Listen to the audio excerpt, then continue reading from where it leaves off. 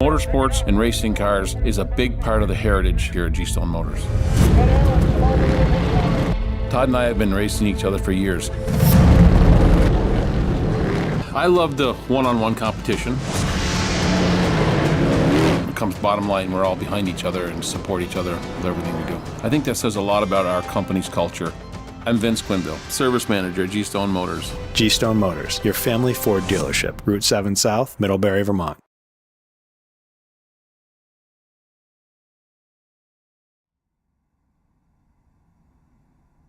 Welcome to Freaky Fast Broadcasting. We're here back, folks, once again on a Sunday night here at the Richmond Raceway, and we got a big race coming up here tonight. It's going to be, as always on Sunday nights, we got the 802 Cup Series. It's going to be the movie night 180 here, as I said, at that 802 Cup Series, and the Richmond Raceway going to put on one heck of a show. As it's been a very interesting season up to this point here at the 802 Cup Series, but we're going to see how it all plays out here tonight at the short track for 180 laps. My name is Zach Hall. Alongside me tonight it's going to be Brian Johnson, and we'll have Robert Moyer Jr. as our producer here tonight, running all the cameras and the sights and sounds here from the Richmond Raceway. But Brian, back here once again. We're in qualifying, man. Right now I got David Medina Sr. on top of the board. Keith Fallen on top of the board. And qualifying here seems to be very important at the Richmond, where dirty air, surprisingly, is pretty tough. Yeah, dirty air can be a factor here in this race, so definitely want to get as much track position as possible. But at the same time, Richmond is very much a driver's track with, how you have to brake, where you have to brake. Turns 1 and 3 are completely different. Same thing with 2 and 4. Very different ways you exit those two corners there.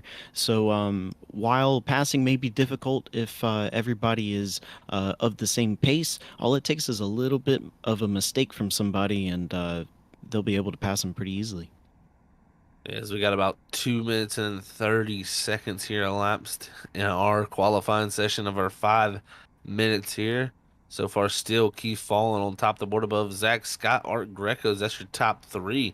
Only 2 drivers not to take time. That's Kerry Shaver, and the 42 is Sam Dyer there. So looking to be pretty interesting here. Is 11 cars out here tonight for 180 laps. So we'll see who's got what. Always 2 fast repairs here at the 802 Cup Series, 60% fuel limit, and also got the 4 sets of tires. So we'll see who can allot the best with what they have here tonight. But 2 minutes left in qualifying, only 2 drivers yet to take time, and it doesn't seem like they're yet to attempt it yet. So we may be just waiting this 2 minutes out. Yeah, if you don't think that you'll be able to put a time in, near the front, maybe you don't want to be caught up in the middle of the pack. So it might be best to, maybe if, for your own case, maybe starting at the back might be better for you, and we do have that competition caution there as well. So maybe it's just one of those learning things like, hey, these first few laps here, we're going to get some learning in, get a little bit of tire data going, and then we'll make the most of what we got at the time. Going to be interested to see, because you brought it up too, Brian, because the competition caution, we didn't get word on when that is coming out here tonight. So we'll figure that out at some point once they throw that yellow flag to bring the field back together. But man, Richmond always a fun track to race, a track that always eats the tires up and is about, it's a short track that races almost like a bigger track, in my opinion, Brian. It is, and as you can see on the screen right here, this is a D-shaped oval. So what you get with that is going into turn 1, you can see that at the top of your screen there. Since the front straightaway is already kind of got your car angled into the corner, you can really attack that corner. So you can, really dive on in to turn 1. But the thing about that is that on the backstretch there, it's nice and straight. So that exit of turn 2 is almost kind of cut short a little bit compared to turn 4, so you do have to be careful on exit there. But then it's the opposite in 3 and 4. In turn 3, you cannot send it in as deep as you can into turn 1. You got to be careful there. But coming out of turn 4, you can really power it up and maybe just a little bit quicker than you think you can. But you do have to be careful with that rear end slipping out as that banking falls off. So that's one corner that we definitely have to keep an eye on tonight is turn 4. That may be Calamity Corner. That it may be. That's great analysis from our own Brian Johnson up here in the Freaky Fast booth. It looks like we're going to get gridded up here tonight for the 802 Cup Series. Remember, this is movie night here, so we'll see what kind of paint schemes we got out there. But Keith Fallen on top of the board there in first place. Second's going to go to Zach Scott. Third's going to go to Art Greco.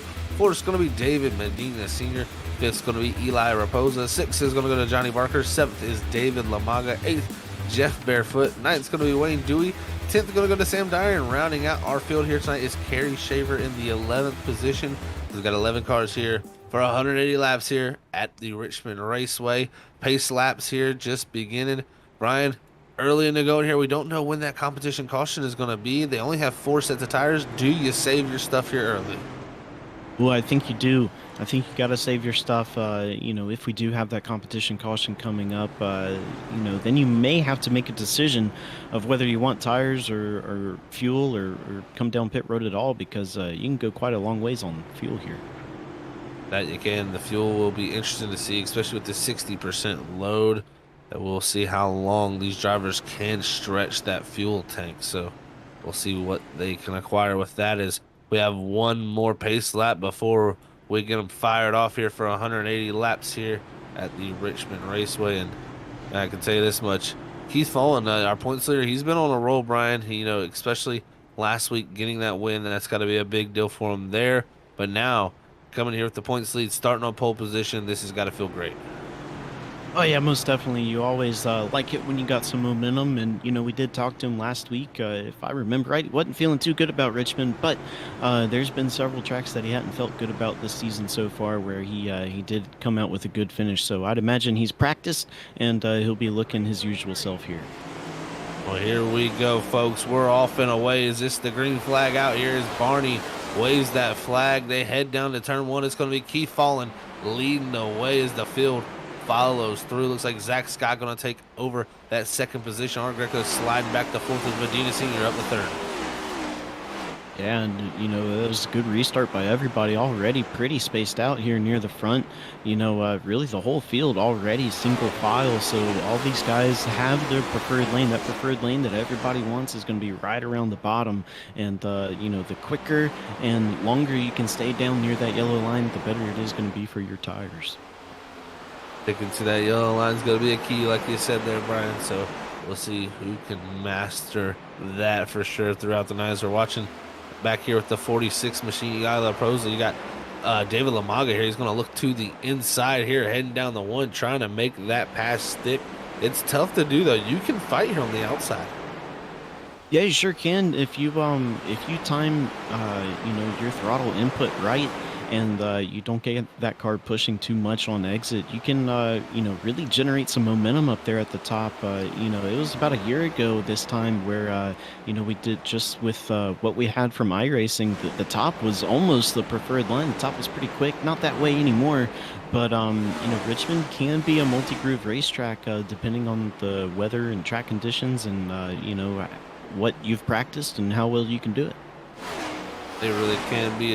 Look at this up here is the battle up there. Lamaga still trying to go forward. Raposa starting to slip back in here to the 99 at Jeff Barefoot as he's closing it down. You also got up there, looks like that is Art Greco and Johnny Barker there in the 6. They were battling, as now Lamaga going to try to take the battle to Art Greco in that 88 machine. Yeah, and we've seen this out of Lamaga for several weeks now, where maybe he doesn't have the best qualifying pace, doesn't have that, that hot lap pace that other people may have, but almost immediately, as soon as that green flag drops, he starts, gaining some positions, making his way towards the front, and that's exactly what he's doing here tonight. And I tell you what, we've had a little bit of an issue for one of our drivers back there. He's already dropped back to the 11th position. That was Sam Dyer in the 42. He's about 19 seconds off the field. I caught it there. He came off a 4 one time, lit the rear tires up, and just could not keep hold of it. Went down into the grass, didn't bring a caution out, so it's dropped him well back there, along with him and Kerry Shaver, who are well behind this field as Keith Fallen is closing in on them. They're going to have to try to stay on this lead lap before this competition caution, Brian. Yeah, that is one thing about Richmond is that, it's 3/4 of a mile long, so these lap times are 22 seconds long. So with Sam being 19 seconds behind, and even Kerry Shaver, I think, has got an issue here. Is Keith Fallen going to have to avoid him coming out of 4? But if you start this race on the back foot early, and pretty much started a lap down, it could be very difficult to try to bounce back from that. Yeah, so we right on board here with Sam in the 42. He got by Kerry Shaver there, who is already in the wall, actually going a lap down, getting passed by the leaders. Behind Sam Dyer, as he was making that pass, you can see in the background here as we look from the back bumper, that is our leader, Keith Fallen, who's closing his way in here. This is not going to be good for this 42, and already Kerry Shaver, who's gone laps down. These two well off the pace and cannot be looking to lose laps this early. It's going to be a tough night. Yeah, and we know this is Sam Dyer. He's a friend here at Freaky Fest, so we know that this is only his third race here at the league. He's pretty new to behind the wheel stuff. He's used to being up here in the booth, but Richmond is kind of a very tricky track in disguise. If you don't have a lot of experience here at Richmond, you don't know what your braking points are, especially into turn 1. So it can be pretty difficult to try to get the handle of it and be on pace with everybody else. And so you see, Sam Dyer is going to go up and get out of Keith Fallen's way. But yeah, Richmond is a bit of a tricky track in disguise. It doesn't look like it, but it can be.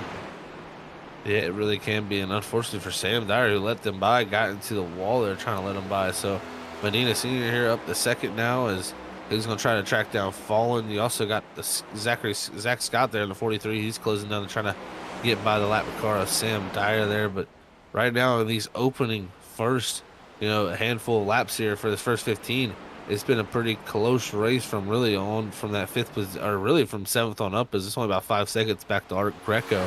But right now, Fallen looking very, very strong. But I got to say, Medina Sr., he's shown this before this season. He looks to be very, very, very good on these long runs. Yeah, that's one thing that, we saw a lot of Keith Fallen last week is, he was great for the first 20 laps of the run. And then as that run went on towards the end, it was, he was getting almost run over by the guys catching him. And, Richmond especially, Richmond pays to save a little bit of tire. If you go out there and run hot laps every single lap, you're burning that right front off. It starts getting really tight in the center. And, I think that's what Keith Fallen is kind of experiencing right now. He's starting to wash up in the center a little bit. So, right now is about the time when, maybe some of these other guys in the middle of the field who, are maybe 2, 3, 5 seconds back from Fallen, start closing that gap up. Right here looking at the 46 of Raposa. He's in the 6th position right behind the 5th position of Lamaga here. These two have been pretty close together. Greco's starting to fall back a little bit. It looks like his car started to push the nose as these two have kept it close, as they're about 2 seconds back from the next driver in front of him, which is Johnny Barker. But definitely close between these two as Raposa's trying to get back forward. He did start 5th, lost 2 spots. Lamaga gained 2 spots. So a little bit of a reversal here between these two is now Raposa looking to the inside. Can he get the run? Don't think he can here off of 4. It's still going to stay dead even. Yeah, he's looking good right in the middle of that corner right there. Had it stuck right on that yellow line, and he's going to do a similar thing in 1 and 2. He's choosing to do that late apex through 1 and 2, which is a really good line to take in those 2 corners because, here at Richmond, you always want to try to exit as low as you can out of these corners. So doing that late apex in 1 and 2 really helps with that as, that time by he did have a good run coming out of 3 and 4. He's underneath Lamaga right now and almost clear, and coming out of 2 he's going to be able to gas that thing up and get clear. Great pass there from Raposa there as he's going to try to pull a gap now to that 34 machine here for the first 20 laps. And again, looking for that competition caution at some point. Most of the season it's been around that 35 to 40 lap mark, so we'll see if that is where they elect to do it here. A short track, they may elect to go a little bit longer, so we'll figure out what that is supposed to be, folks. But right now, you're seeing Sam Dyer there get passed by Raposa and Lamaga as they go by him, as Dyer just having a tough time here tonight. And I even talked to Sam before, so he said it was going to be a tough race here at Richmond, and it's showing. First time at Richmond, you can expect to have these types of woes, Brian. Oh yeah, I don't think there's anybody on the iRacing service that had their first race at Richmond go right. You know, no matter what car it's in, Richmond, like I said, it's a difficult track. If you don't know about that late apex line in 1 and 2, you're going to be pushing up out of 2 a lot. If you don't, if you don't know, aren't experienced with how the exit of 4 feels, you're probably going to be kicking that rear end out quite often. So that nobody has their first race at Richmond go right, which is okay because the great thing about Richmond, especially just short track racing in general, is that one lap you'll finally get it. It'll click, and it's a pretty good feeling because it's almost like a light switch goes off. It's like all of a sudden you realize exactly what you have to do, and it's a great feeling.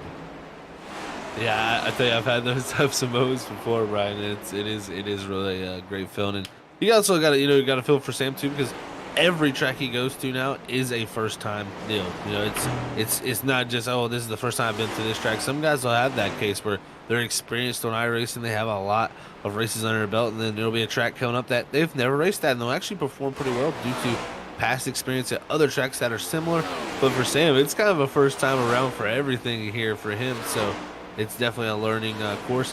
It'll be interesting to see. I always like to see when drivers get their second chance to go back to a racetrack and get to try something, especially in the more experience you gain, the more you can carry that knowledge over. So only expect that 42 to get better, along with a lot of these other drivers throughout this field. Is a lot of these guys are newer to iRacing, so that is the purpose of this league, is to grow your skills. So and build your experiences here. So really cool to see that. And right now, Zach Scott in this 43, he's got a little bit of pressure. Is this 6 of Johnny Barker?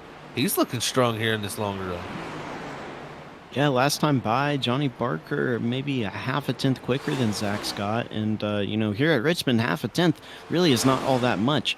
So we'll see what it is this time by when he goes by Zach Scott with a 23.67 and Johnny Barker with a 23.65. So Johnny Barker just a little bit quicker that time by, not too much, but yeah, it's this time in the run where those guys that have kept that steady, slower pace, it's starting to show up right now.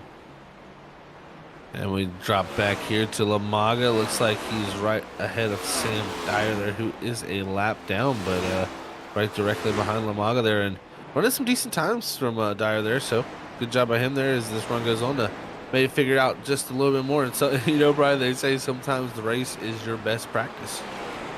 Oh yeah, I mean, I think the best case scenario for Sam right now, which I think this is exactly what he's doing, is that he's found a car that he can somewhat keep up with, and he's riding behind him, and he's trying to match everything that he's doing, everything he's seeing. He's trying to match it, copy it, and sometimes when you're struggling that much, sometimes that's the best way to learn it. It really, really is. As these guys continue to march on, it's lap 30 of 180 here so far. It's fallen.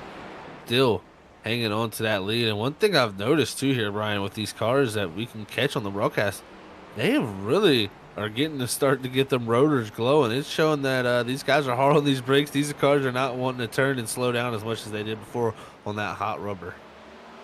Yeah, that's something with the next gen cars that we did not have in the Gen 6 cars is, these braking physics that iRacing has given us now, to where, when these brakes are cold, they don't want to operate as well as they are when they're in their optimal heat range. And then same thing at the other end too. If you get them too hot, you're going to start having, brake fade and things like that. So, you're going to have difficulty braking. You're going to have to hold the brake for longer, which is kind of a snowball effect. So it's really important to keep your brakes, under, you don't want them to overheat. Got to keep them in that temperature range. And, a lot of times with that visual cue that we're able to see is, if you see a guy whose rotors are glowing, chances are he may not be quite as quick than somebody who, has them just glowing a little bit or not glowing at all. So, that's something that we'll definitely have to keep an eye on. It really does, Brian. That's one thing it tends to see. It seems like the guys that are going a little bit quicker have a little bit less glowing of the brake. And right here with Lamaga, we're getting a good shot, especially looking at heading down to 3 and 4 hard on the brakes. And that's a lot of glow in the front brake. That's telling me right there, that's a lot of front bias in that car right there. he may want to even think about. I mean, if especially if the rear end's pretty stuck here, you can play with the brake biases in these cars. And I mean, they even get a little bit more intricate than that, Brian. These cars much more intricate with the brake adjustments we can do compared to our previous generation cars. Yeah, and that Gen 6 car, you could set your brake bias before the race to, anything you wanted, pretty much. But then in the race, in the car, you could only adjust it 3% to the front or 3% in the rear to whatever you had it set. And so what brake bias is just what amount of braking power is heading to the front brakes and what's heading to the rear brakes. So if you have a 60% brake bias, that means that 60% of your braking force is in the front of the car. So 50-50 would be a split right down the middle. And anything less than 50, you're putting more braking force at the rear of the car. So you put that onto these next gen cars. You can play with the brake bias just like you could with a Gen 6 car, except in the car you can change it however much you want. So that's good. And then you also have the ability to change your master cylinder setup. The braking system on these cars compared to the next gen or the Gen 6 rather are a little bit more intricate. So you can change those master cylinder sizes and get a kind of I would say like a big swing at brake bias adjustment rather than just the brake bias percentage. So without getting too into it about how a master cylinder works and all of that, there's a lot more options on this car. But definitely, I guess the short of it is that we saw Lamaga's front brake rotors glowing a little bit, so maybe he wants to back that brake bias up just a little bit and have a little bit more rear brake. That's a great analysis there from you, Brian. I tell you, man, it is so much and so in depth now. And I think even the drivers, as us as drivers, are still getting to figure out what each dial does. So it's definitely fun to play with those things. And I think the guys who get it figured out the most can tune their brakes in and more fine tune what they really want that bias to be with those master cylinders. So got to give kudos to iRacing there and this new Gen 7 Cup car for giving us the ability to get a little bit more adjustment here in these fixed setup races. But man, I tell you, Keith Fallen, he's just had pressure this whole entire time. I mean, Medina has literally been right there behind him, but Fallen has not made the mistake to allow Medina to get it done. This has been super impressive between these two. I mean, they've opened up a 9-second gap back to Raposa. Yeah, and a lot of times, that's what we see with groups of guys that, maybe they, like we were saying earlier, Zach, this league is kind of designed to help people learn. And, when we see a group of guys like that, it's not unusual to have one or two people just drive away from the rest of the field because, they've just learned this track just that little bit faster. And it's really allowed them over the course of 40 laps to put half a track between them and the rest of the competition. So not unusual to see. However, we always have this strategy thing going on at 802. So, they also have to hit that strategy right. We've seen where, just straight out pace will not get you the race win. It really can sometimes not lead to that. So right here, Medina showing strength, just being able to stay in the dirty air. And I think that's going to be something interesting to see if he can get out front at any point in this race. Can he see if he can try to open the gap? But we got the 6 there. We just saw from Johnny Barker. He was in that 4th spot there, hold on to there. But at the moment right now, 7 cars on the lead lap. Barefoot, Lamaga, both very, very close right in front of these two of our leaders. They're looking to possibly go laps down here before our competition caution. Yeah, and they really want to do anything and everything they can to stay ahead of this leader before the competition caution, because you would hate it for that leader to pass you, put you a lap down, especially if Keith Fallen's able to get around both of these guys. That would really hurt Jeff Barefoot a lot, because then he would not be eligible for the lucky dog, and, you'd hate for the leader to pass you and then, a lap later the caution come out and then get trapped a lap down. So this guy's got to do everything they can to stay ahead of Keith Fallen right now.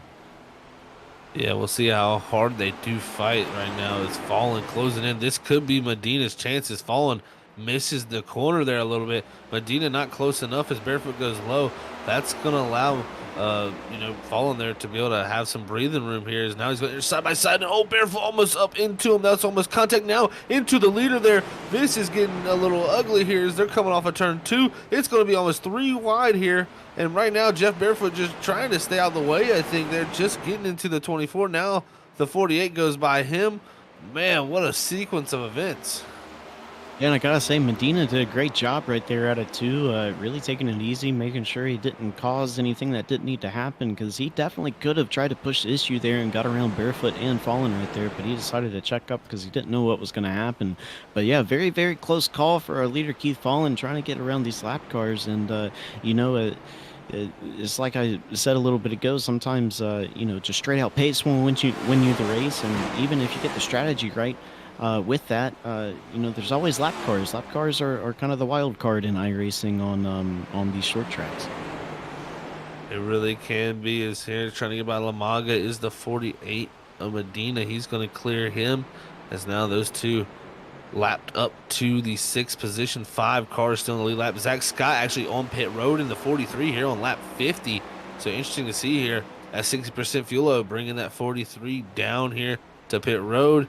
Maybe he's felt enough on the tires. He's going to bring it down for service and see what he can do. It was that 2nd place start, but was about 13 seconds off the lead when this pit stop happened.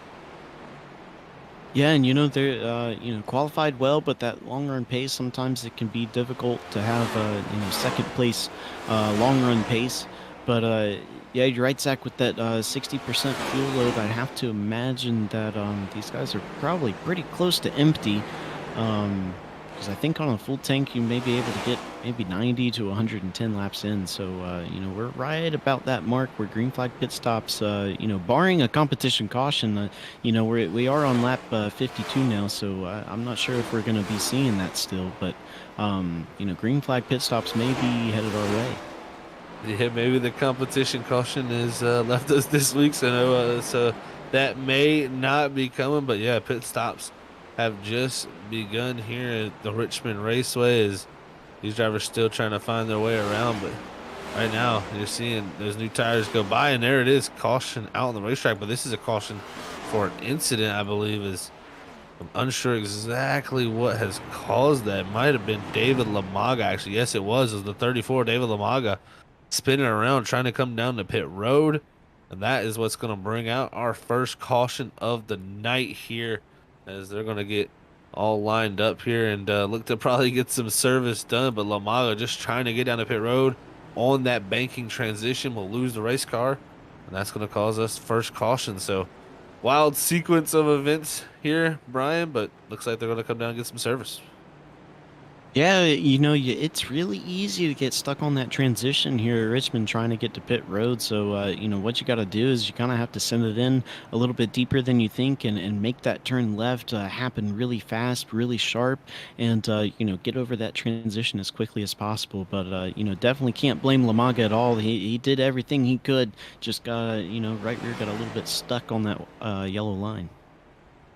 Well, folks, it's our first caution of the night, so we're going to head to our first commercial break here at Freaky Fast Broadcasting. Thank you all for tuning in here tonight for the 802 Cup Series here at the Richmond Raceway for the movie night 180. And if you haven't yet, hit that like button because it's going to be a great race, as we'll be right back here at Freaky Fast Broadcasting with the 802 Cup Series.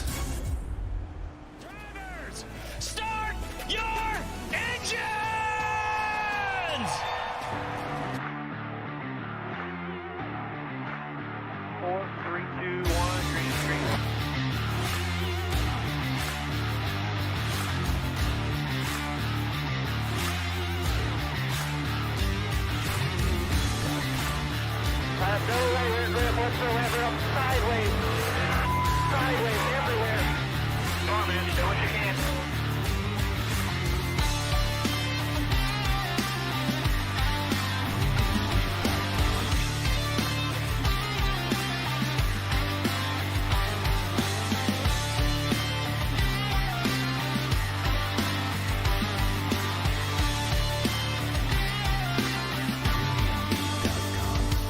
The vibration in this car is the worst vibration that I've ever had, and the shifter's broken again.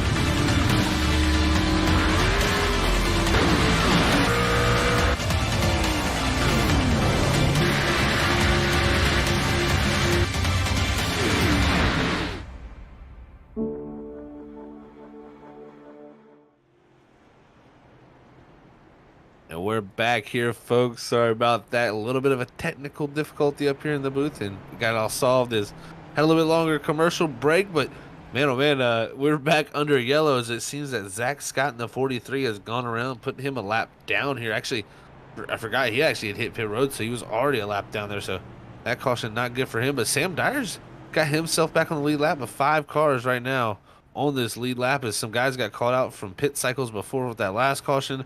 This has been an interesting scenario, but my name is Zach Hall up in the booth. Joined alongside me tonight is Brian Johnson, and as always, we got Robert Warner Jr. up here in the production booth. But Brian back here under caution, 64 laps in, Fallen still out front. But man, we've had Barefoot and Dyer both get back on the lead lap. Yeah, Dyer, I think, so Barefoot would have been our lucky dog the last caution. Then this caution, Sam Dyer got the lucky dog, and he's coming down pit road right now and get that car serviced. So, Sam Dyer in a bit of a very lucky situation to where, earlier in the race, his pace was, a little bit slower than the guys that are currently trapped a lap down. So he's got a lap on, several of these other guys that were running ahead of him earlier. So, he's sitting in a pretty good position.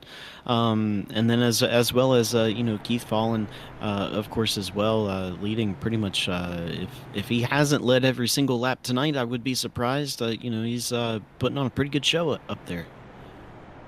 It really is, Brian. I mean, he's been the leader in points from pretty much majority of the season, other than really the start, because didn't win that first race, of course. But ever since Atlanta, and especially getting that win at Bristol, it's really propelled him, because he got the win at Michigan there. Then he goes to Charlotte, gets the win there. I mean, just a really great job by him there, as he's been able to really prove his worth here in this season. Is right now is sitting in that second position, that first position, heading into the rest of the season. Yeah, and every time we've gotten a chance to talk to him this season, we ask him, like, hey, man, what was it about tonight that, why were you so much faster than everybody else? And he always says the same thing, is like advice from his dad and a lot of practice. So, this just goes to show you what a little bit of practice can do. It really can, Brian. I mean, practice, it always works, and it shows what is the true thing to get you that talent. But man, oh man, here we go, back green flag racing, falling back into the lead, as he's going to head down the one with that position, looking not to give that up. 5 cars on the lead lap here. It's going to be Keith Fallen, David Medina, Eli Raposa, Jeff Barefoot, and Sam Dyer. And everybody, another nice, clean restart from everybody already. Pretty much single file throughout the whole field. 11 of Wayne Dewey, a little bit out of whack back there in the back. But, other than that, doing pretty good.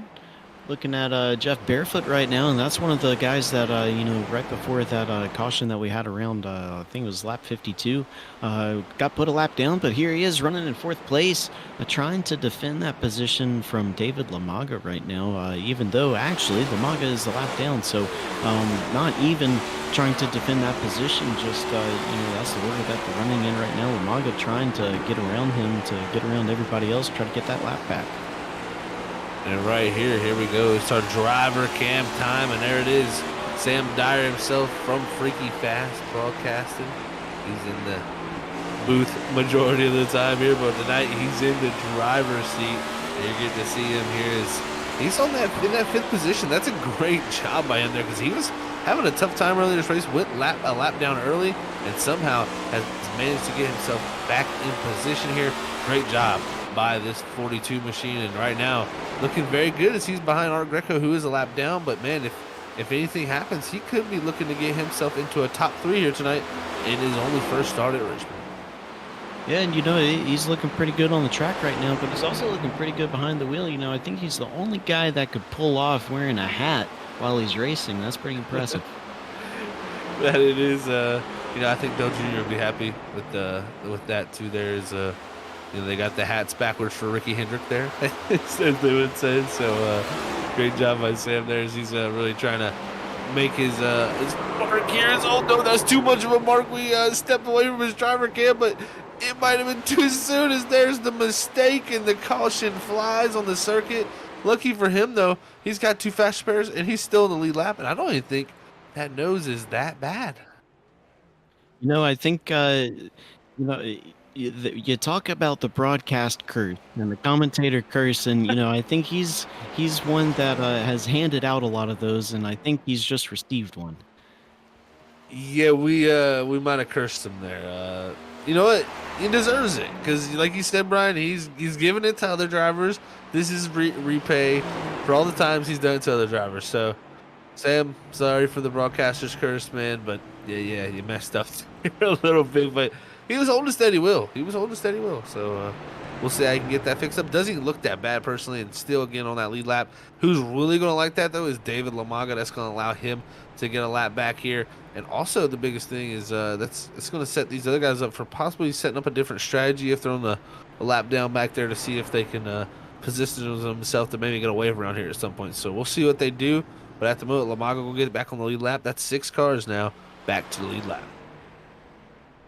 Yeah, so I wouldn't imagine any of these lead lap cars would be coming down pit road, but if all of them do, I'd have to imagine that if you are a lap down right now, you're going to want to stay out, get that lap back right now.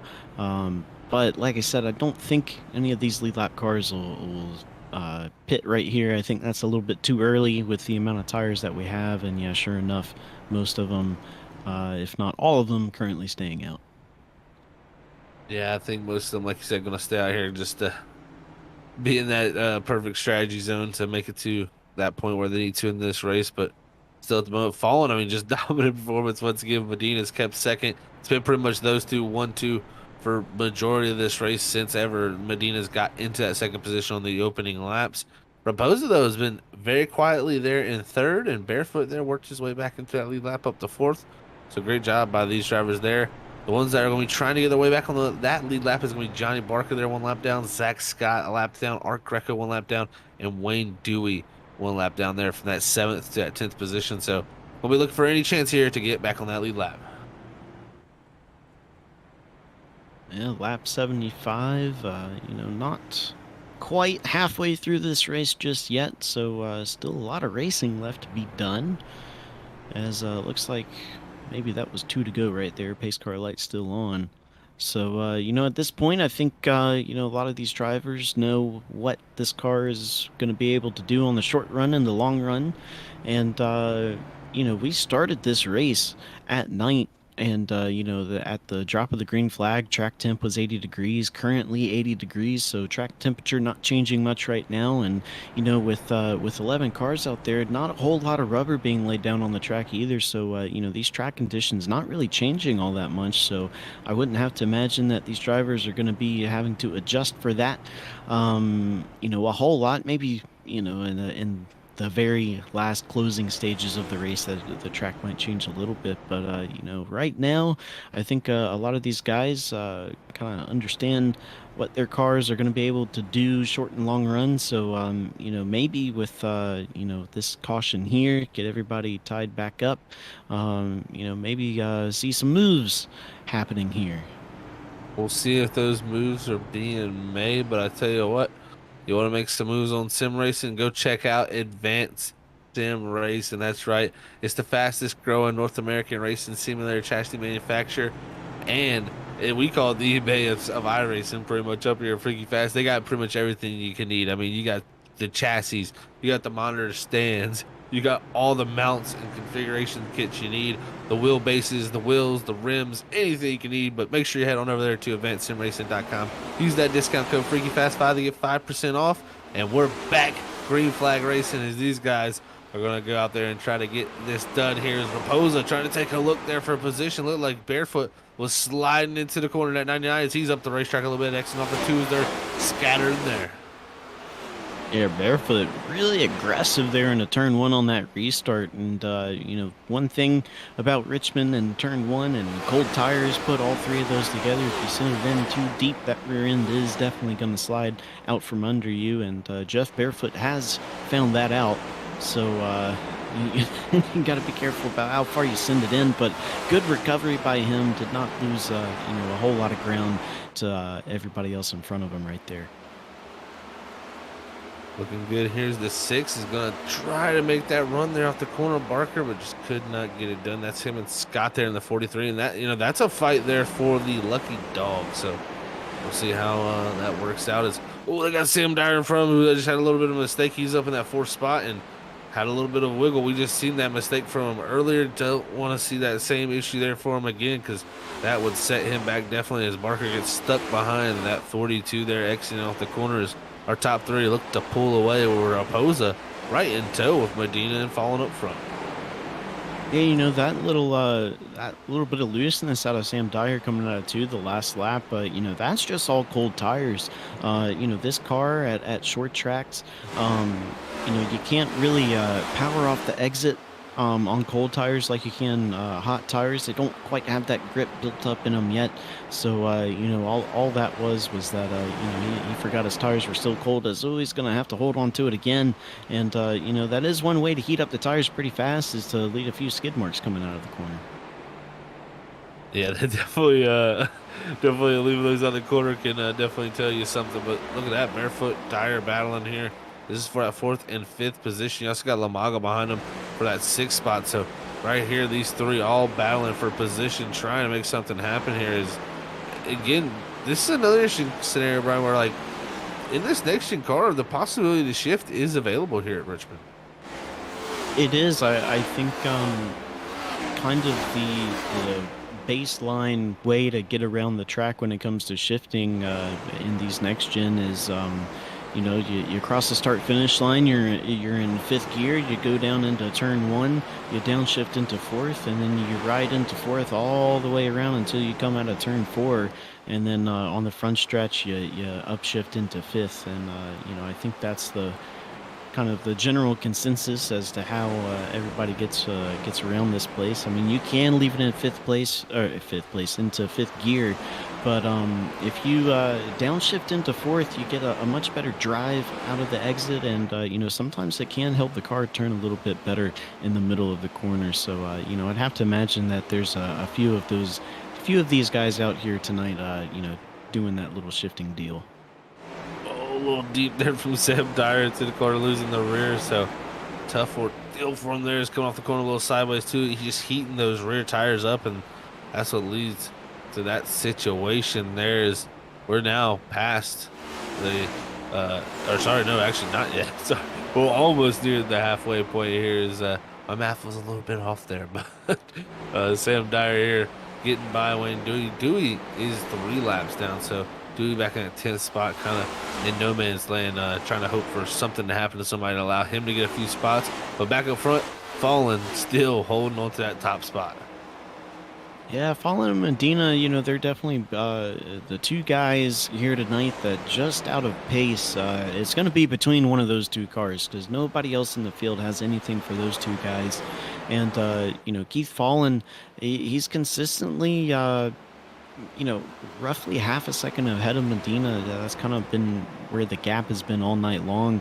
So, Medina is going to have to, come up with something with the tire saving stuff, or something with a strategy here to try to get around Fallen, or, with that gap not being too large, at a half-second gap, all it takes is 1 or 2 mistakes, and Medina is going to be right there on the back bumper of Fallen. So, Fallen has definitely got, some of that.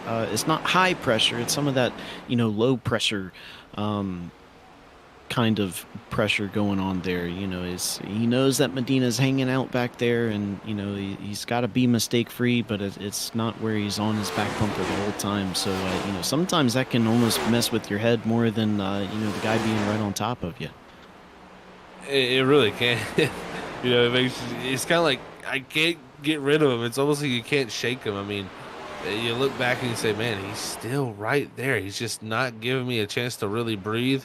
And Medina's kept the pressure on. It's just not been enough yet, as Fallen's been able to hold on to that top spot. And at the moment, I don't plan on seeing Fallen fall anywhere down this order list. So he's looking very, very strong. But Medina still right in tow. And if he gets out front, Brian, do you think he's got a little more? Because it is tough to be right where he is at.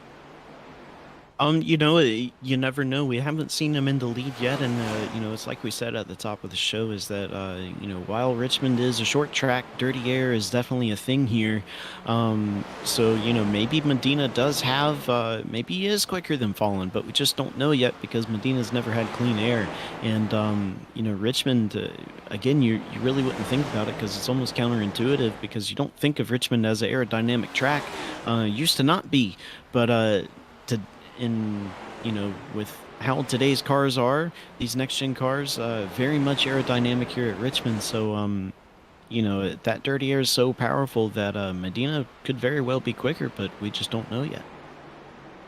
We'll have to see if he can overcome that at some point, as he's looking to actually start to close it down a little bit closer than what he's been throughout majority of this race. And a couple car lengths right now it is. Maybe he needs to pour it on a little bit more, use a little bit more tire up to try to get around them, and then hope for that clean air, because that is the situation, Brian. A lot of drivers, that's what they tend to do, is try to get out to that front spot, then manage from there, because it's so much tougher to manage from that second position when you're trying to keep up with these guys.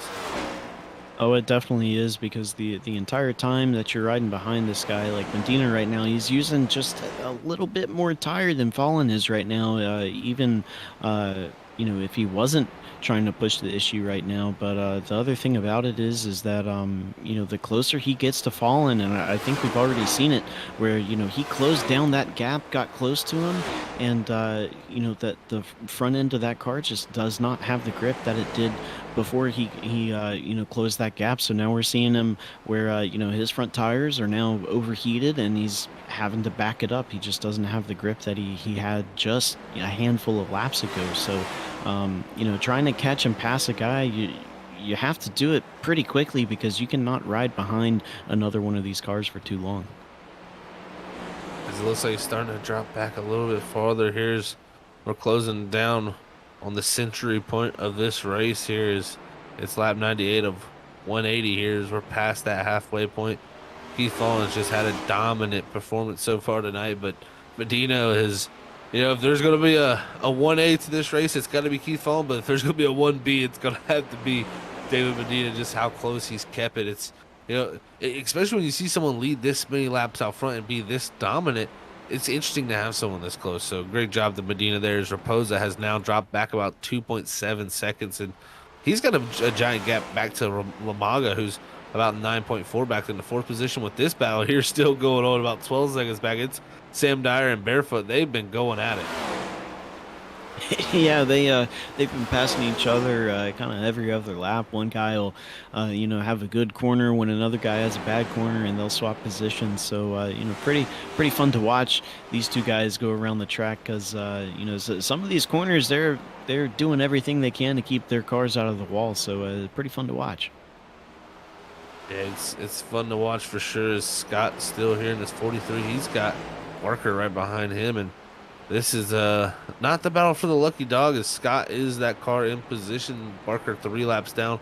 Greco would be the next car, but he's well behind this 43 machine for that lucky dog. So if the caution was to come out, Scott would be the one looking to get the lucky dog, as Barefoot's going to look to the inside here. It'll be interesting to see, when do pit stops start to happen here, Brian? And do we have one or do we have 2 pit stops left? That's going to be the question. We've seen pit stops happen starting around lap 50 earlier tonight, but we'll see really how far they can stretch it here with these leaders. Yeah, that is a very interesting question, Zach, is do you go 1 stop or 2 stop? I'd have to, my initial gut feeling is that it's going to have to be a 2 stop, but we've, seen in a handful of these races this season where, guys can stretch it pretty far and make what you would think is a 2 stop race, a 1 stop race. So, like I say, only time will tell, but, I think if you're trying to make this a 1 stop race, your tires are going to be hurting kind of at the end of that run, I think. Oh, it's falling almost into the wall up front, as Medina still trying to keep the pressure on this 24 machine here as they continue to race around this 3/4 of a mile racetrack here at Richmond Raceway. Medina not giving up, no doubt, here as he continues to put it on.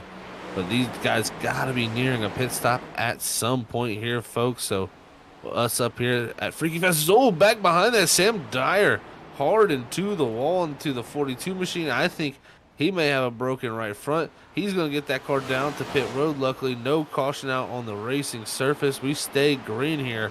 But man, oh man, Sam Dyer, tough ordeal there for him, as he does have a required repair flag, and that means he's going to have to use one of those 2 fast repairs, and possibly already used one from earlier in this race with that nose damage.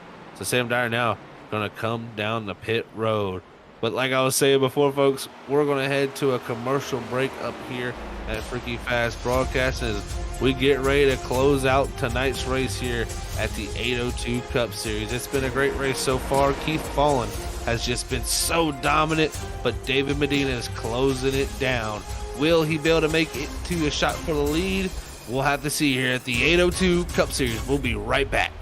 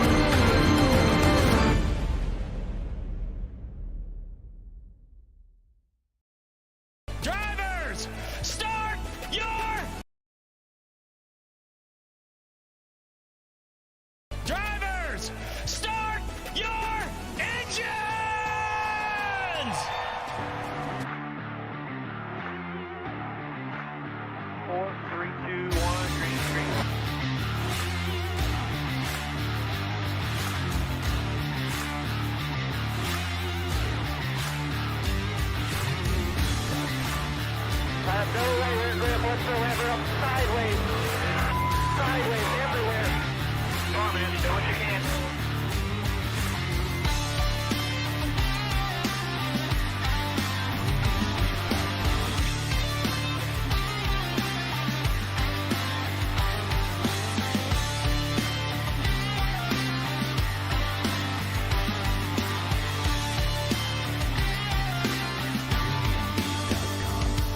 The vibration in this car is the worst vibration that I've ever had, and the shifter's broken again.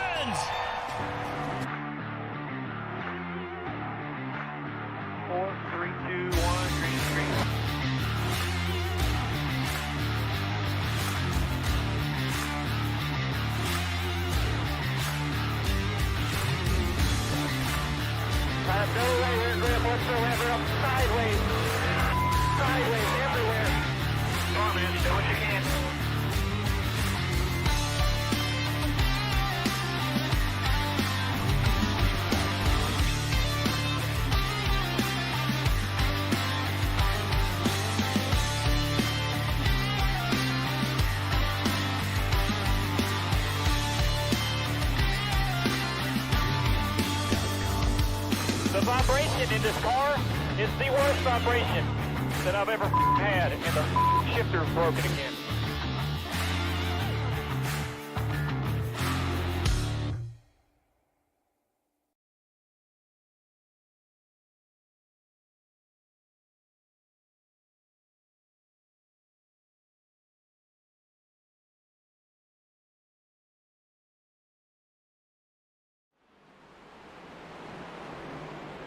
And we're back here, folks, as we did have a caution under that commercial break there. Sam Dyer, who brought that caution out, is now 3 laps down. So that's going to bring Zach Scott back onto the lead lap here in the 43. As you can see, he's bound Greco, who's actually in position for the lucky dog now. But barefoot up ahead in the 99 there. That red car will be Scott's next position. Is, Sam Dyer back there.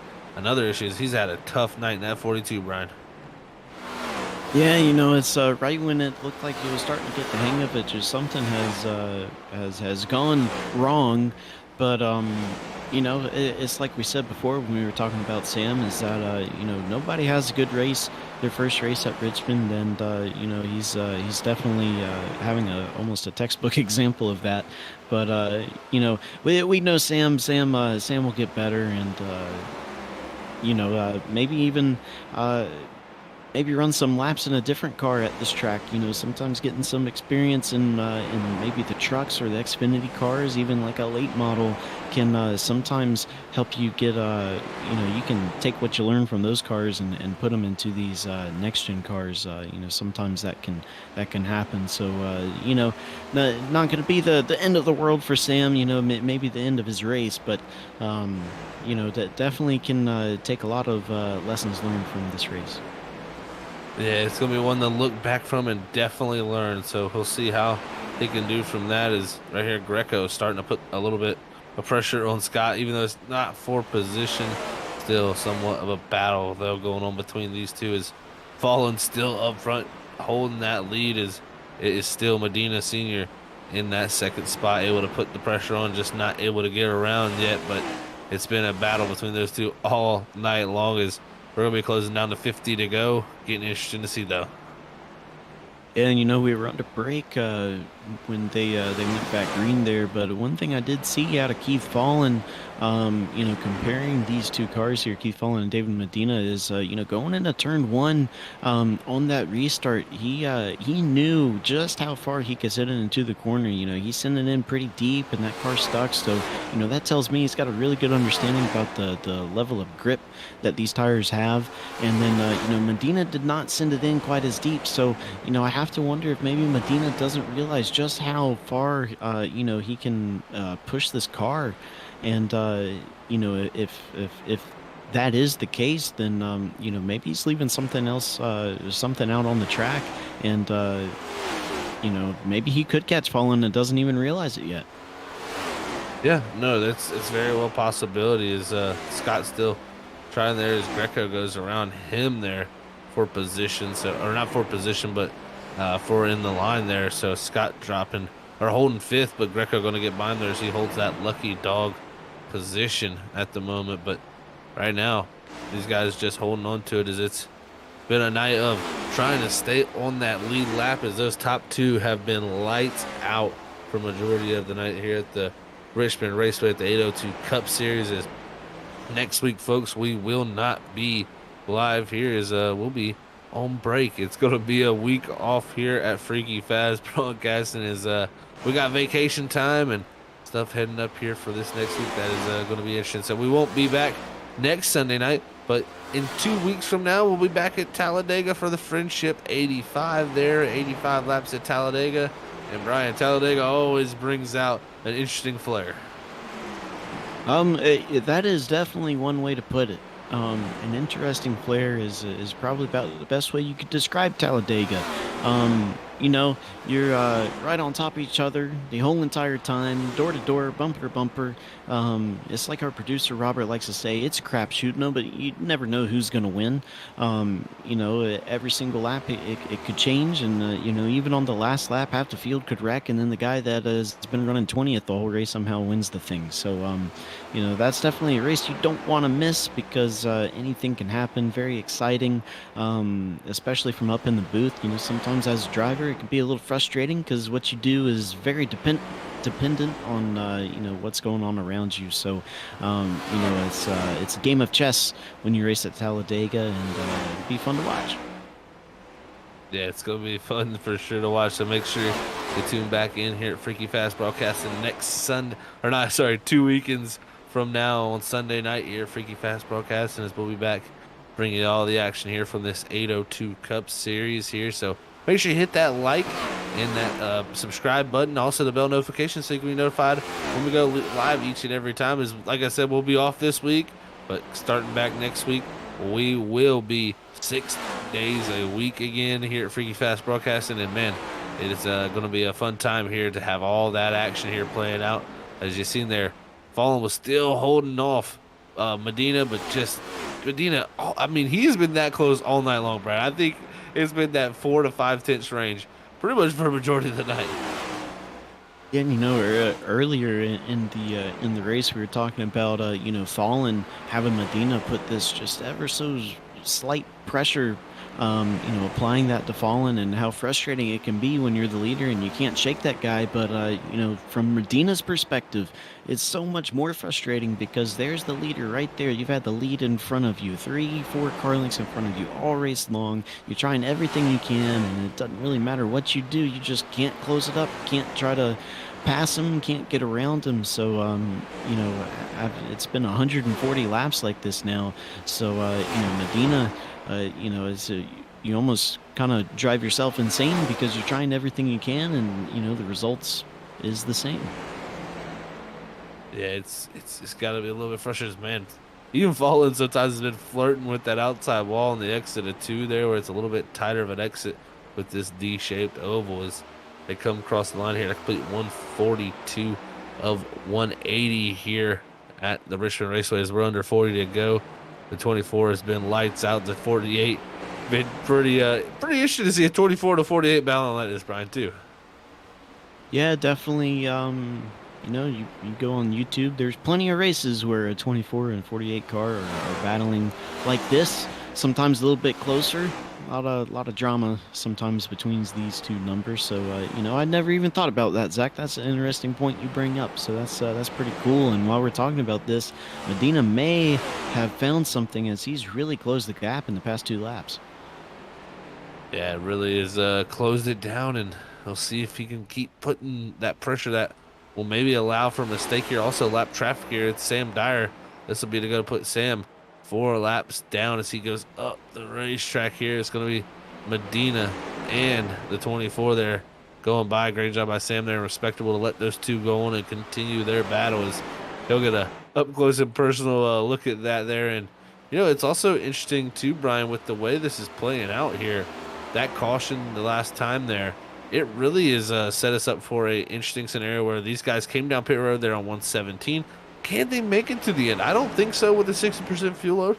I think at some point they're still going to have to hit pit road, just with how far that is. I mean, we have seen people go 50 laps, but can they go 63? That'll be a good question to see. That is, with that 60% fuel load, I think that is maybe going to be a little bit too far.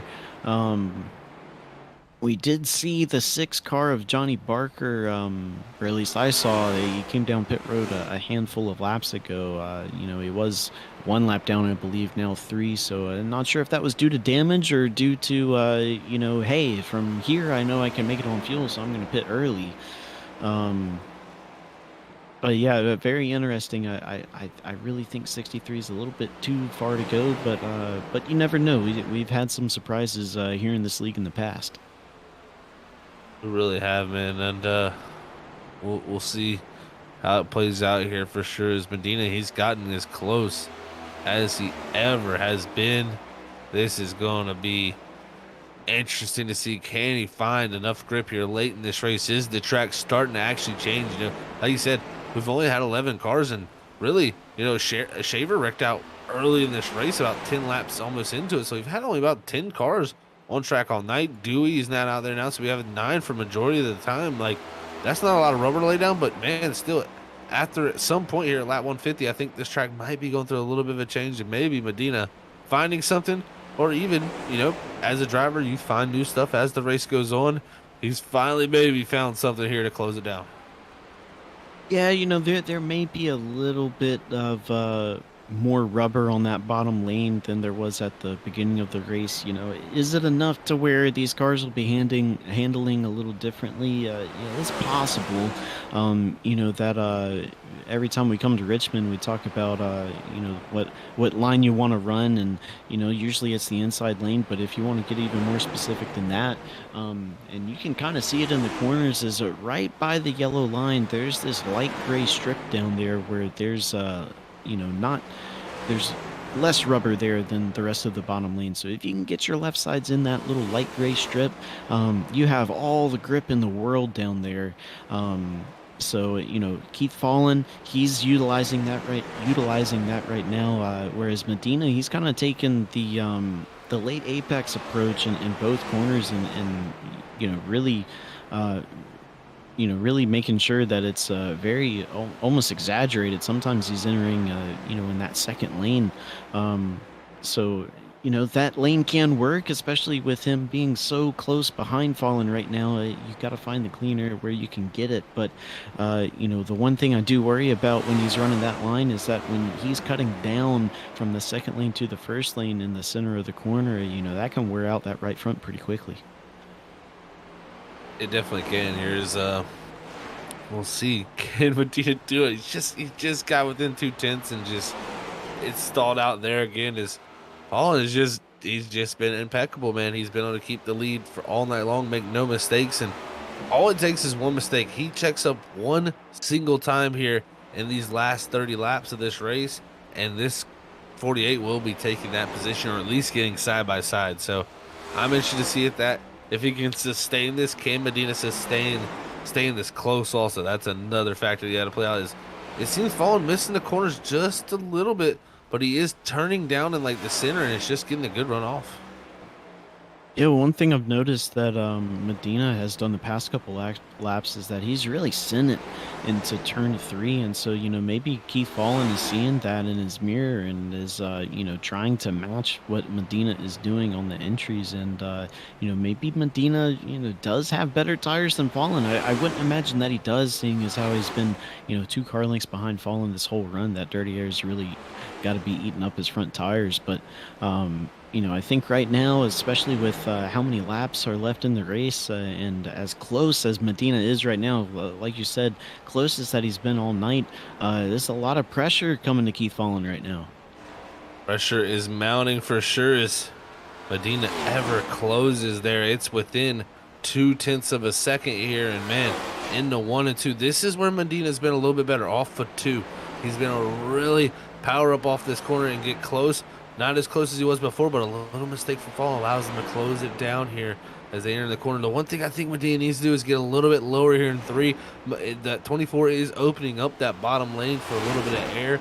Medina's following him in that higher line, trying to get the run off with him. But if he can make him think about that entry covering off, it may make that 24 have to change his line. And right here, a big run coming from the 48. This may be his chance. He's almost to the back bumper.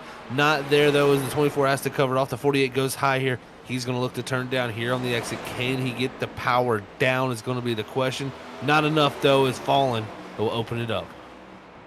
Yeah, and one thing you got to think, coming from Medina, is that if he ever gets that close again going into either one of these corners, is, does he fake it and make it look like he's about to send it on the inside? Sometimes, just making it look like you're about to send it can force a guy into making a mistake. And so, if Fallen sees that 48 dip low on entry one of these corners, it may force him to overdrive the entry of the corner, possibly lose the rear end of the car. So, not only can you, apply pressure by just getting closer to the guy and staying there lap after lap after lap, but, you can also kind of, play a little bit of, cat and mouse, a little bit of mind games and force that guy into a mistake as well. A very good point here, but the last few laps, Medina not able to get as close. It seems like that one shot was his best one. Will he have any more left in those tires with 19 to go? Ooh, Barker behind him there in a 6 has a little bit of a moment coming off a 2, but the 48 here still trying to mount something. This is going to be interesting here in these last 20 laps. Right now, the closest battle on the track is between these two, but Lamaga and Scott also seem to be having a battle for 4th and 5th. So battles going on there for these 2 positions. But this 48, I mean, he's been here all night, but that was the definite closest he's been for sure. Yeah, and I think right now, he's in the phase right now where he was closed, tires got overheated, so he's having to back off a little bit, get those tires back under control temperature-wise. And I think with the amount of laps left that we have, we've got 17 laps.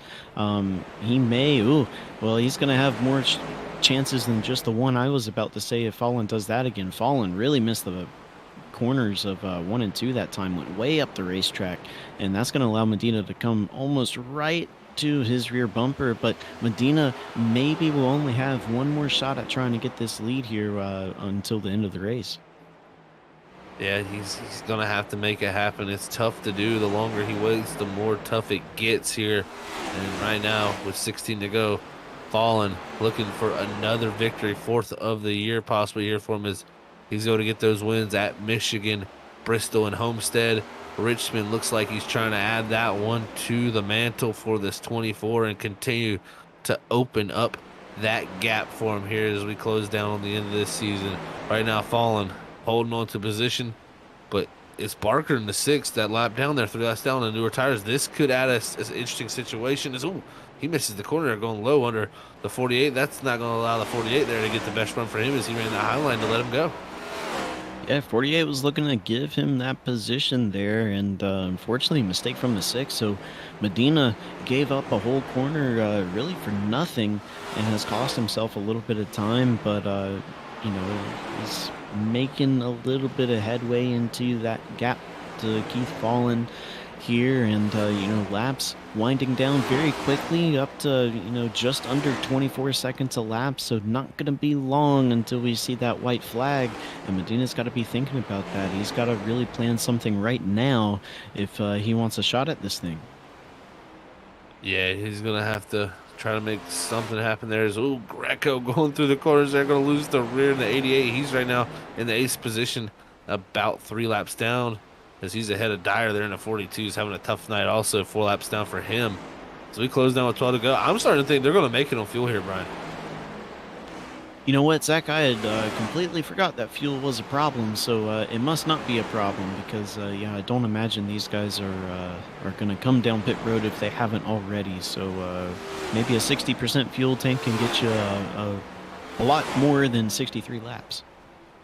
Yeah, this is, I think it's going to be cutting it close, but it may be just right on the money for him. So we'll see how it shakes out. Medina was starting to close back down here with 11 to go, but just had a little bit of a slip there off of 2, and that's not what he needs to do. He needs to have really good runs off the corner, needs to make the corner exits very well, and that's what Fallon's doing. Fallon's giving up time on entries and center, but his exits is where he maintains and stabilizes. That is the key to his lead right now. That is very true, but and one thing that's been helping him the whole race is that he's had clean air. We haven't really had runs where he's caught some lap traffic, but here it is. Jeff Barefoot right ahead of Keith Fallon right now, dumping all of that dirty air onto that 24 car. Is this going to give the chance that the 48 needs to try to pass him? We'll see. Does this do it? Barefoot there covered him off there. Barefoot is still in the lead lap, so he has every right to hold on and fight for this coming down with 9 to go, but probably don't want to get in the way of the leaders. And a little bit there stuck in front of him is Barefoot, is now Fallon closing into the back bumper, but Medina's just not close enough to take advantage of this, Brian. Yeah, Medina last lap almost hit the wall coming out of 2, maybe even kissed it a little bit. So, he's trying everything he can. I think he's used up all the front tire he has on that thing, trying to keep up and close that gap on Fallon. So, that 48 car looks to be struggling a lot right now. But Keith Fallon has another lap car just ahead of him, and we'll see. That's going to be Lamaga right there in the 34. Lamaga looks like he's gonna give them the bottom lane there, but Lamaga going to be there when the 48 exits. So 48 had to check up a little bit on exit, making sure he clears the 34, and that gap between the 24 and 48 has stayed the same through all that. Yeah, it just didn't change at all. Like you said, the 48 there had to pass Lamaga right on the corner exit. That kind of hurt him there a little bit, but drives it in real deep there into 1. And Lamaga, the 48 of Medina really closing it down. he's going to have to see what he can do here with this outer groove. But Barker's got by those two, the two of Barefoot and Lamaga. He's still right behind our leaders with those fresher tires, but our leaders with 5 laps to go, still nose to tail. Can Medina set him up for something, or will it take a bumper? I mean, Medina, he's really figured out that you can really send this car in deep into one. Keep falling, electing not to do that. So, I mean, the 48 picking up a good amount of time there on the entry into one. So that may be the thing that at least allows him to get to the outside of the 24. If he can stay to the outside going through the exit of 2, he might have a chance. They very well might have a shot at it right here, but these guys all battling back here is really setting up an interesting little case here. But it's going to be coming to 3 to go with our leader up front falling. He's got the pressure, and will he hold on to it? Medina slipped back a few lengths, but this may be his only chance. Will he be able to get it done? Yeah, I mean, it's like you said earlier, Zach. I think if Medina would just get that quarter of a lane lower and get that left front of his car into that clean air below the 24, he might have a pretty good shot at closing up to him, but he's just not able to get the car down to that yellow line. He's trying everything he can, but unfortunately, I think unless Fallen makes a mistake here, I don't think Medina's going to have anything for him. Will he be able to close it down here? Penultimate time through 3 and 4. Keith Fallen wants to see it. He looks up to the flag stand. Barney's going to have the white flag in hand. It's the Freaky Fast white flag. 1 to go here at the 802 Cup Series as Fallen enters 1 and 2. He's got the gap he needs. Medina not able to close it down. Gets a little tight off of 2. Fallen opens it up down the back straightaway into 3 and 4 for the final time tonight. What a job, though, from this 24. Drove an excellent race, started on pole, never gave it up, and he goes on to win tonight's race here at the Richmond Raceway. Yeah, I don't think you could, if you're Keith Fallen, can't have a race go any better than that. That was pretty good from him. That it was. Great job by Keith Fallen. Their 4th victory of the season. Medina Sr. put the pressure on all night there for a second, and it looks like Eli Raposa is going to come home for 3rd, but Zach Scott finishing out 4th. So congrats to those guys. We're going to have our post-race interviews coming up here in the next few moments, folks, as we get to see this 24 come to the front straightaway and get to celebrate tonight's victory here at the 802 Cup Series as he pulls it here on the front stretch. Going to line them up here as we'll be right back here, folks. We're going to get our top 3 up in the booth and have a quick chat with them. Don't go nowhere.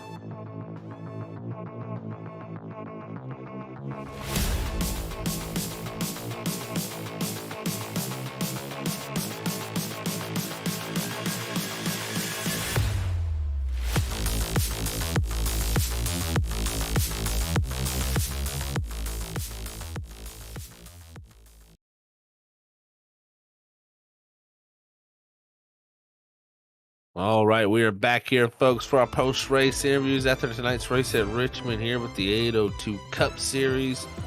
What a race we had here tonight. But our third place man, here he is. It's the 46 machine of Eli Raposa. We'll hear from him right here about his run here tonight at the Richmond Raceway. Hey, Eli, it's Zach and Brian up here in the booth. You got a copy?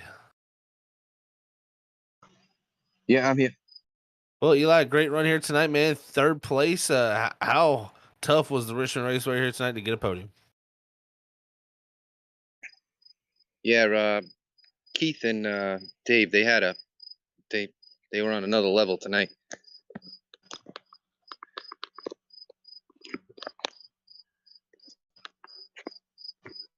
Yeah, and Eli, I tell you, man, it's a great run, like I said there for you, man. But heading off, we got a week off here. We're heading to Talladega. How do you feel about heading into that race?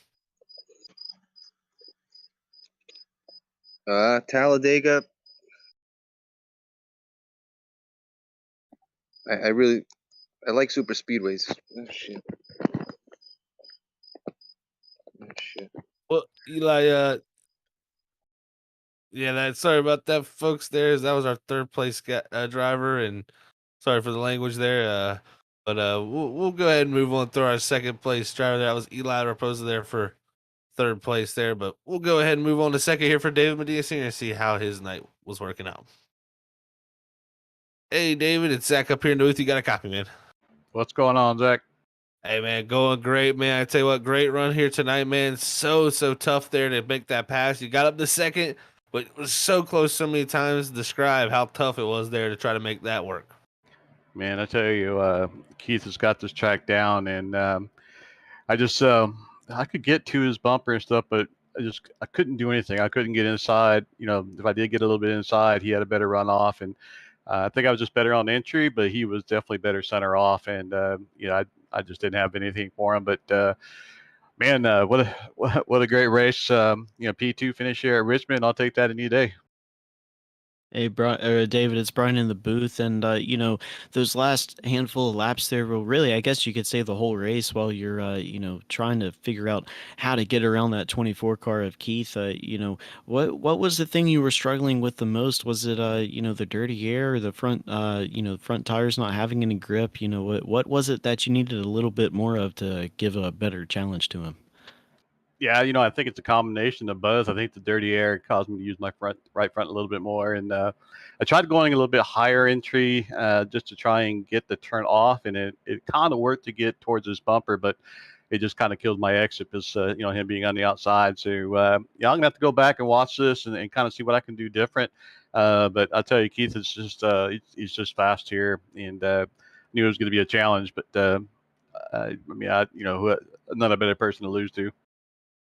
Yeah, definitely a great job by Keith there tonight, David. You definitely kept the pressure on, man. But we got a week off. We're heading to Talladega next week. How you feel about heading in 2 weeks we're heading to Talladega? How you feel about heading off into the super speedway?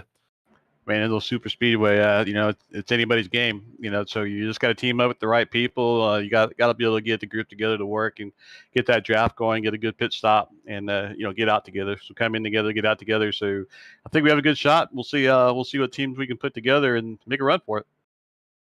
Well, David, I tell you what, man, congrats on second here tonight, man, at Richmond. Before we let you get out of here, anybody want to send a shout to? Yeah, I want to give a shout out to my sponsors, Cabo K and Honeybee Acres. I appreciate those guys sponsoring the number 9 or the number 48 car.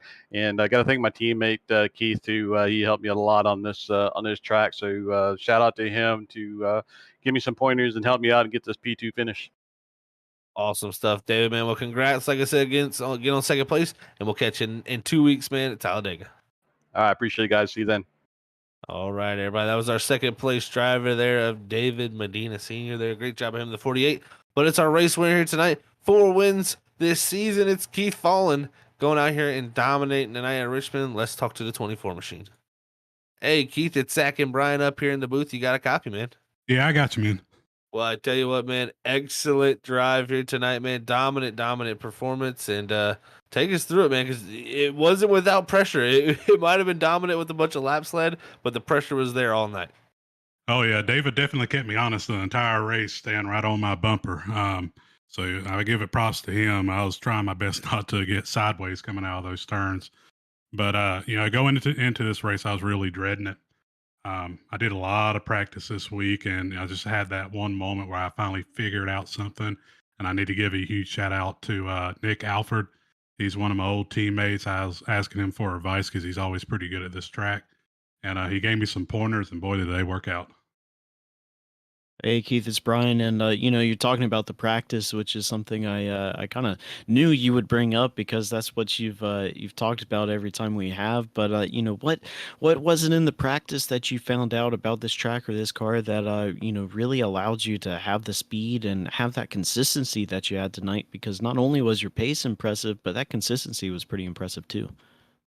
Yeah, so when I first started practicing, going into the turns, I was going in too hard. So I was abusing my right front and I would just kill it within the first 15, 20 laps.